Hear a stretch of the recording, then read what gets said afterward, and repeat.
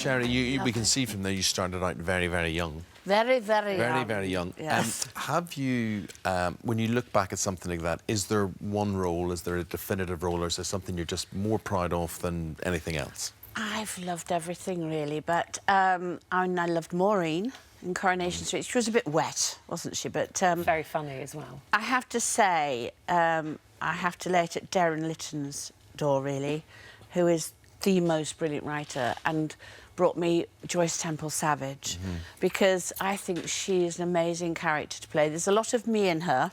I don't know what that means, but Darren brought that character, and he's a brilliant writer, and equally he's written Are You Being Served? So I have to say, Joyce, and I knew Molly, and I knew John. Did you? Did you work with her? Yeah, and I adored them both.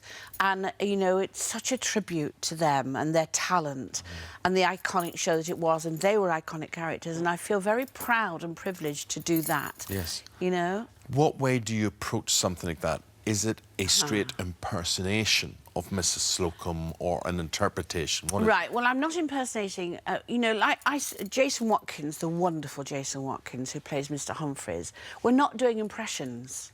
You know, I'm not doing an impression of Molly Sugden playing Mrs Slocombe. I'm playing Mrs Slocombe with the essence of.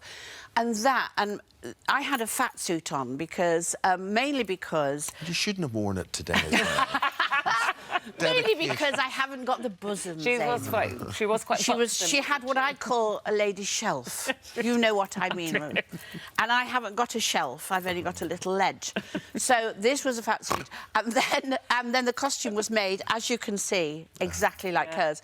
But it's when I put Richard's wig on that he made for me. That's when it came, and I thought, oh. And that night in the studio, it was. In all my years, and Jason said the same thing, in all my years as an actress, 950 of them, it was the most... If I never did anything else, it was the most wonderful thing ever. Yeah. The audience went wild. Well, so you had a live studio We had a live audience. People queued. I mean, they had it's 250 in the audience and 20,000 people applied.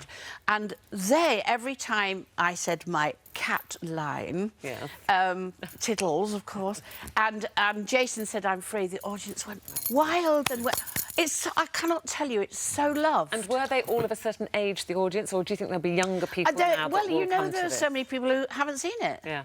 And the people that have loved it and loved those characters, and the young ones haven't seen it. What about the pressure of getting that right? You get the people, only 250 in the studio audience. They want to be transported back in time.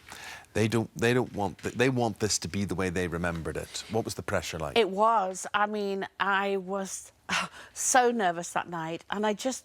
For Molly's sake, I just wanted to be right. I watched her endlessly. I always have. Watched her mannerisms, the way she walked, the way she talked, every single thing. I think your lips, your grimaces, everything. Yeah, everything. Right, I copied. I tried to get the essence of her, but on that night, I cannot tell you the fear of that. And then I was introduced, and they went, "Oh, you know Sherrie Hewson from da-da-da-da-da." I walked out, the audience went, "Oh," because... You look at that, you go, whoa. And then the set, the designer was brilliant. It was to the nth degree like it used to be. Everything, the clock, the stairs, everything. But the music? When the music came in, I burst into tears. Loved the music. Because, you know, ground floor, and everything just came from... This nostalgia was fantastic. There's a familiarity about that as I look at the whole cast lining up Such there. A great cast. But the thing is, they represent... I mean, the year... We're talking about, what, mid-80s now? They finished in 86, I think. This is 88. Right. But these sort of stores don't really exist like that anymore, the cash registers, all that sort of thing. What about people, the audience who hasn't grown up with that? Will they buy into this? I think they will, but don't forget, the brick telephones were just coming in. You know, the big brick ones?